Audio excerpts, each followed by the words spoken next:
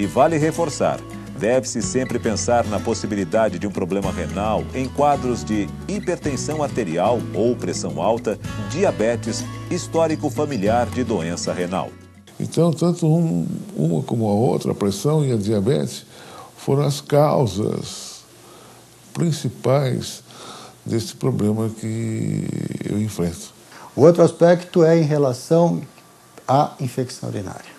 Criança abaixo de 6 anos, independente de sexo, seja menino, seja menina, uma vez diagnosticada a infecção urinária, é fundamental fazer a exploração radiológica de malformação, através de uma ultrassonografia e através de um exame chamado uretrocistografia miccional, que consiste na análise do trato urinário, do sentido da bexiga, dos rins, porque esse exame permite fazer o diagnóstico do chamado refluxo vesicolateral, que é a situação de malformação que mais frequentemente se associa à infecção urinária. Receber o diagnóstico de uma doença renal não é fácil. Muito assustado. Primeiramente, na primeira semana, eu emagreci em torno de 6 quilos, porque você não está preparado para uma notícia de grande porte desse.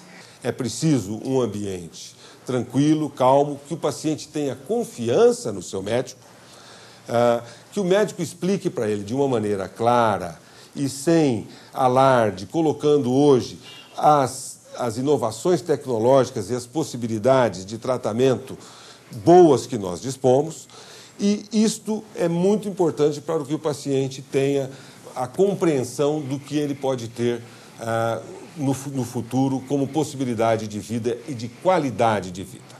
É importante, nesse contexto, conhecer mais sobre o processo de evolução da doença. O paciente que tem uma doença renal crônica, ele vai levar meses ou anos para chegar a uma necessidade de diálise. A necessidade de diálise só vai ocorrer quando os rins funcionam menos do que 10% da normalidade. Então isso demora. Então, se for feito precocemente a abordagem do tratamento que a gente chama de tratamento conservador, pode reverter ou desacelerar a evolução da doença renal. Agora, se você tem menos que 10% de função renal, o seu rim não consegue filtrar o sangue e tirar as toxinas do sangue. Aí você tem que ser escolhido para um tratamento que nós chamamos de substituição renal. Na verdade, eu demorei uns 6 anos para entrar em diálise, depois que eu descobri. Felizmente, hoje em dia, há métodos eficazes de tratamento da insuficiência renal. Então, praticamente 90% dos pacientes em diálise de transplante hoje sobrevivem anos e anos. Então, a gente não pensa mais em morbidade, mortalidade. Não, diálise e transplante, hoje nós pensamos muito em reabilitação e qualidade de vida. Eu tenho uma vida normal, acompanho os meus filhos, a vida escolar deles, a vida social deles, tudo. Então eu participo de tudo. Aqui mesmo, quando tem alguma programação, a gente está sempre participando. Se tem uma convocação da nutrição, que sempre tem, ou da própria enfermagem mesmo.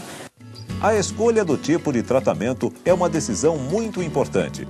Cada uma tem uma particularidade, uma vantagem e uma desvantagem, em que o médico, com toda a sua equipe, a enfermeira, a nutricionista, a psicóloga, e juntamente com a família do paciente, nós procuramos decidir qual é a melhor forma de diálise para esse paciente, ou melhor, qual é a melhor forma de terapia renal substitutiva. Seria a diálise ou seria logo o transplante? Então, essas questões são abordadas por esta equipe multidisciplinar, junto com a família, levando sempre os interesses do paciente.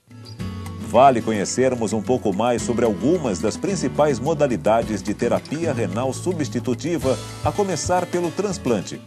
O transplante não é a cura da insuficiência renal.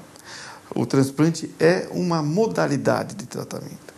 Porém, é a modalidade de tratamento que dá melhor qualidade de vida para os pacientes e melhor sobrevida. O procedimento é cirúrgico, onde o novo rim doado é colocado no abdômen sem a necessidade da remoção dos rins doentes.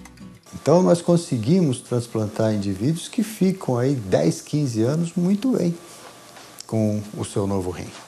E isso vale para crianças também. A criança tem um fator limitador aí, que é o peso corporal. Então precisa haver uma adequação do tamanho do rim ao tamanho da criança. O paciente transplantado deverá tomar medicamentos para combater a rejeição e fazer um acompanhamento médico permanente.